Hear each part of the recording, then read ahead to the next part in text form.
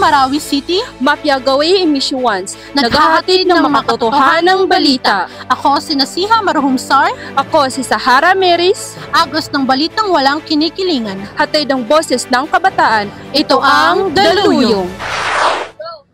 Narito tayo ngayon sa Mindanao State University Main Campus kung saan nag-uumapaw ang saya, excitement at kaba ng mga mag-aaral. Dumating na ang araw na ating pinakahihintay, it's SASE Day. Mula sa iba't ibang panig ng rehiyon at ibang lugar ng ating bansa na nagsama-sama ang mga mag-aaral, nagtipon-tipon upang mag-attend ng SASE na puno ng mga kabangon at higit na puno ng determinasyon.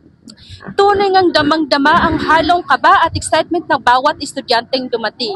Para sa ilan, ito ay simula ng bagong yugto ng kanilang buhay. Para naman sa iba, ito ay simula ng kanilang mga pangarap.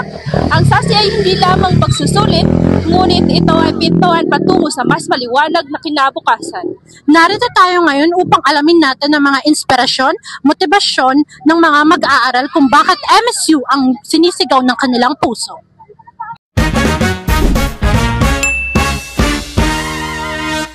Magandang araw. Ano ang inyong pangalan at saang school kayo galing? Hi, I am Norjehan Akas Ali from Liklanaw National High School po. Ako po si Sakar Abdul Muid at galing po ako sa IAM. Ako po si Nurisin Langlang Jamil at ako po ay nagmula sa MSU Marawi Senior High School po. Ako po si Juhaira si Abdulab at mula sa Emissions Sageran. So, ano yung nararamdaman mo ngayon na nag-attend kayo ng SASE?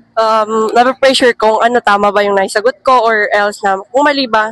So, yun nga, napapressure ako for this time. Nag-overthink po kung ano yung tamang choice na gagawin. Baka marong pa kasi. At nakasalalay rin po dito yung career ko. Baka ba yung mapuntahan ko. Ayun nga po, sobrang hirap po pero kakayanin po. Araw na ito, ang sinabi ko ng sarili ko is huwag akong mag-overthink. At alam ko na ginawa ko yung part ko. So, I leave it.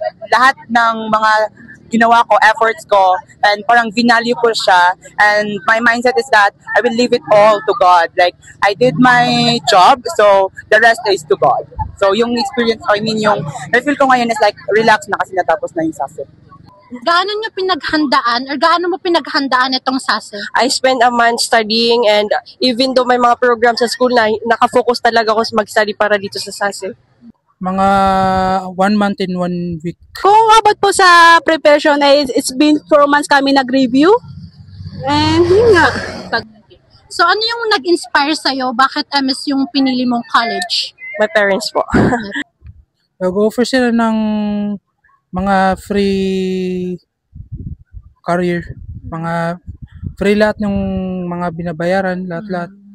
Which is, madami pa yung mga pwede mong pagpilian dito. Okay. Na pwede mo ditong bigay lahat ng o i-extend lahat ng kakayahan mo. According po sa mga senior high po namin, yung measurement po ay sobrang ganda daw at sa lahat daw ng college ay yun daw yung nagbibigay ng yung parang parang standard. Yes.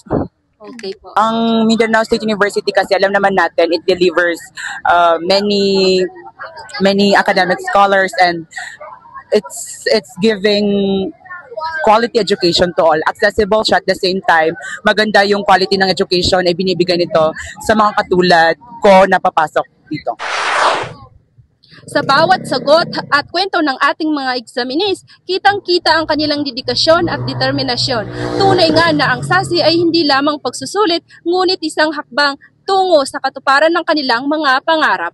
Dito sa Mindanao State University, magsisimula ang kanilang bagong yugto sa kanilang bagong paglalakbay. Bilang mga future MSU1s, yan ang aming nakalap na balita mula sa mga oras na ito. Ako si Nasiha Marhumsar at ako naman si Sahara Maris. Manatiling nakatutok dahil dito sa Daluyong, tinig mo, tinig ng kabataan. Sumasabay sa agos ng balita at daluyan ng katotohanan at tulay ng kaalaman. Ito ang Daluyong.